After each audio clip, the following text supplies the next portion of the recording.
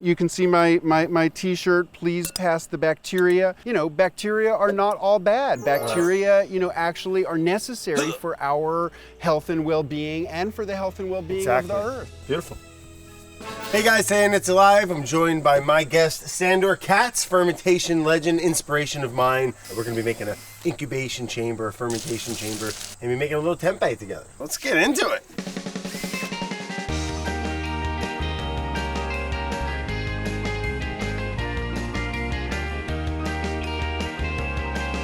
I'm so excited to be able to introduce you to the joys of making your own tempeh and also to show you how easy it is to create an incubation chamber that can, you know, mimic the temperature conditions of a tropical place. By creating this chamber to keep it warm, we're encouraging the growth of these these fungi that you know, really are what create tempeh. All right, so Sandor, we got our fridge here, a little mini fridge, right? Little college, little dorm special there, and we're using it for its insulating box, right? Exactly, and you could use a big styrofoam box. You could use your oven if it's not turned on. Yeah. I mean, anything that's an insulated chamber that'll be easy to warm up. To retain the heat. Yeah, between about 80 and 90 degrees Fahrenheit.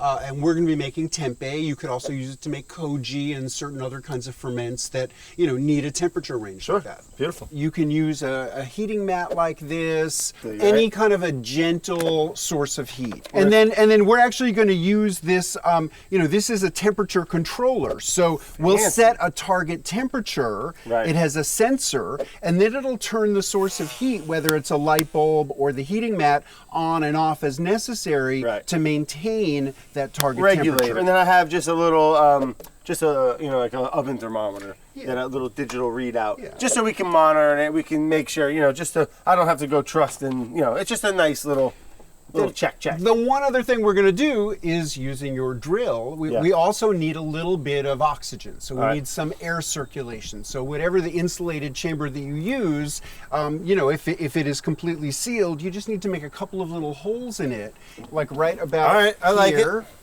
Fire in the hole. Go for it. Oh, mama, huh? And then let's just do one on this side. How am I going to return this thing now?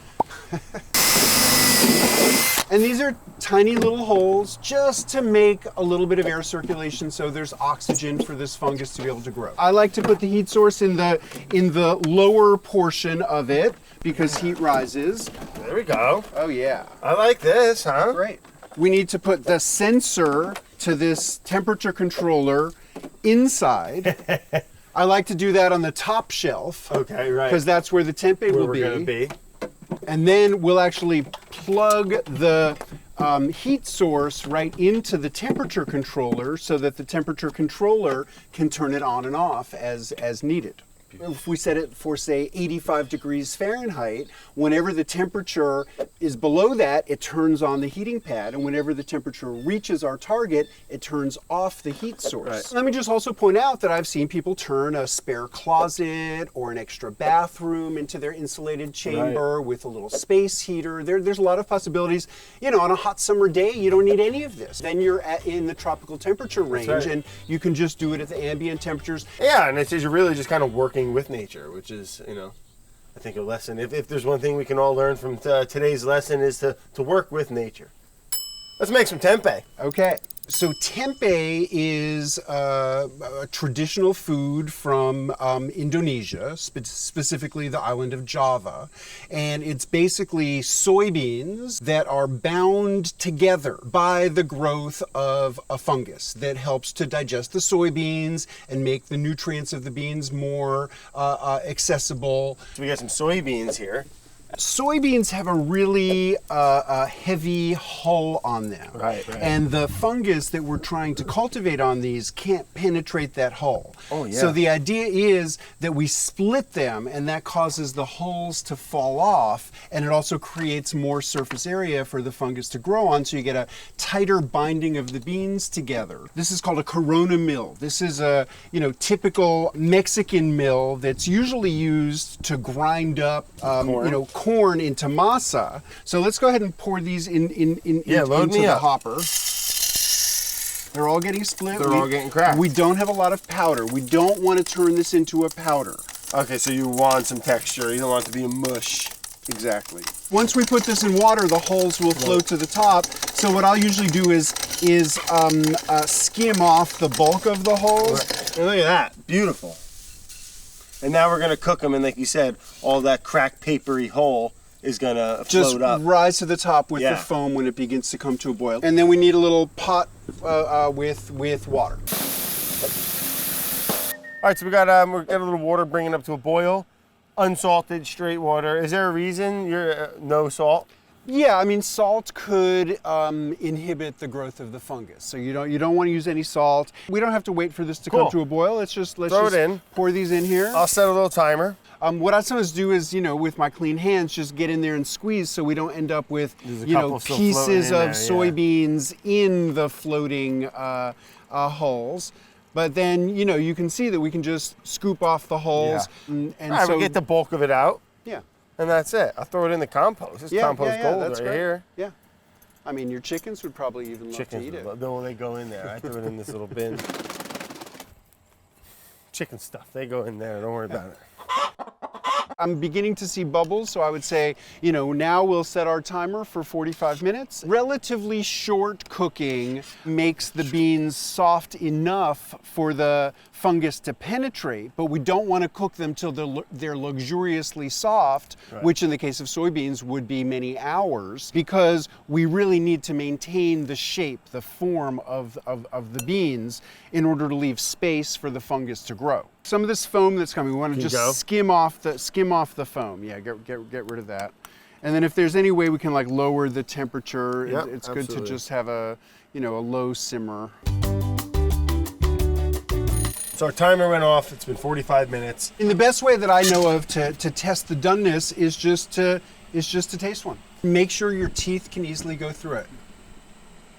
Perfect. And now we're going to strain them out. Right to my strainer here. Beautiful, beautiful. Before we can add the spores, we need to do two things. We need to cool them down so they're lower than body temperature, and we need to dry them. Excess moisture will support undesirable bacterial growth. Excess moisture will support undesirable bacterial growth. Spread them out right there, and we'll just turn on this little fan. Oh, you found my soybean dryer fan? And then really what we want to do is just kind of stir it around so that different surfaces get exposed. If this were at the boiling temperature or close to the boiling temperature and we tried to add these spores, we would kill it with the high heat. So we need to bring this down to lower than body temperature. Most of the surface moisture is gone. Yeah, they look pretty dry. It's cooling down. Look, it's it's 92 degrees Fahrenheit. What we don't want is for it to cool all the way down to ambient temperature, because then it'll take time for it to heat back up. So I would say let's go ahead and turn the fan off and get rid of the fan. And we set our chamber already to 80, so we want to get this in so it just kind of keeps that party going, that life force. Exactly. Is just happy, wants to thrive. Right. So now we'll go ahead and get it in this bowl. Cool. So we want to acidify it a little bit. Right. So we're going to add just 1 tablespoon of vinegar.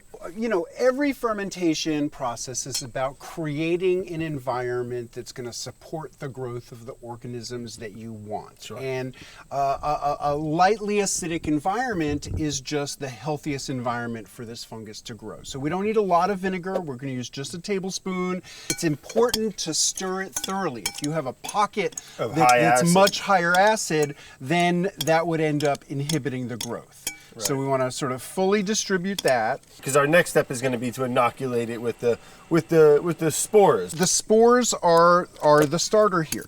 So a spore is, analogous to a seed. So, this will grow into the fungus. This is enough for 1 pound of soybeans. Okay. And then we just want to spend a couple of minutes stirring it around. Yep. We want every surface of these beans to come into contact with the spores so that we get, an even growth of the mycelium. And then what we're going to do is put it into plastic bags. Perforated, I see. But the perforation is really, really important. So, just use a little pin. This enables it to hold most of the humidity inside, but allow for sufficient air circulation so that the fungus gets the oxygen that it requires. Fill up each of these bags.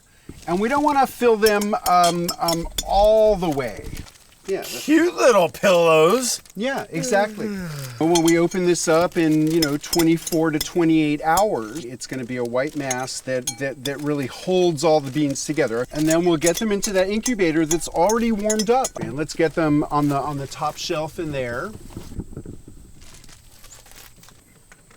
Set it and forget it, Sandor. Okay, look, and it's 85 degrees. That's right in the middle of our Right range. in the money wonderful. spot. Now we just have to wait. They're gonna go for a total of about 24 hours. We have some ones that you set up down and you traveled with and you Yeah. So I brought these two pieces of tempeh with me. Bundles. If you see these little black dots, Hard not to. Most people I think would throw this away. It is utterly safe and harmless. This is exactly the sign that, the mycelium has grown as much as it can and it's beginning to sporulate and it's ready to eat. I'm obsessed with the texture of this thing. That is just a cohesive block, and then the cross sections are really. Oh my God! It's beautiful, Sandor. It's firm. It's firm. It's firm. It's satisfying. It's always cooked. Like, this is not a food that is, I don't want to try this like this. Is typically eaten raw. Yeah. It's best fried. Cool. Well, I got a little cast iron here. Okay, and I see there's some coconut oil right here. We got a little coconut oil. Just sear it. Beautiful, beautiful. Okay, yeah, we got a nice sizzle. I'm just gonna go ahead and put. Yeah, load them up. We can fit them all in here. Let's see, is there room for one more? Yeah. Always room for one more. Great. Oh yeah, and you can see how the oil's disappearing. They're absorbing oil. I'm gonna just put another spoonful of oil in there. Yeah, it took it, right? Oh yeah, look at that. Look at that. Starting to crisp up beautifully. These were just beans. Right. All we added to the beans was a tiny bit of vinegar and the spores. It's a real transformation involving very few ingredients. Look like little hash browns, right? Yeah, and you could just sprinkle salt on it, or in this case, a little drizzle of our tamari on it. Great. I want to try it just like this first. Oh wow. I mean, it's delicious. Yeah. It's almost like a peanut and a potato. It's really good. Peanuts and potatoes are, like two of the foods like we can't stop eating once we start eating them. You just keep going. Tempeh can be the same way. Oh, you got to put a little cabbage on. We got to have a little sauerkraut with that. Yeah. Sauerkraut enhances almost everything. In my book, I have a recipe for sauerkraut chocolate cake. I bet that's one that you never thought of. Little creme fraiche and some caviar on this. That wouldn't be bad either. No, not at all. I mean, it's really quite a contrast. You can really see what a dramatic transformation you have in just a 24-hour period. And in this, really, the beans almost disappear under the mycelium, but then when you slice it and cook it, the bean structure is revealed Still again. Inside. Yeah, it's beautiful. So this is my new book that's just coming out now, Fermentation Journeys, and there's a lot about tempeh in here. Beautiful photos of village tempeh production that I witnessed in Indonesia. I show these tempeh bowls, so you could eat the soup and then eat the bowl. Oh wow! But the basic recipe for tempeh is in my first fermentation book, Wild Fermentation. One of my favorites. Such a great book. Well, Sandor, thank you again for sharing your process of how to make tempeh with me. I mean, we made how to make an incubator chamber, which obviously worked great for this, and your book, man. So, congratulations on it again. It's freaking awesome. Check it out, guys. And Sandor Katz, the fermentation guru, the legend, man. Thanks again. Thank you. Nice and close to each other. If we're gonna get both. Okay. Good catch. Yeah, it's one of my skills, actually. It's pretty good reflexes.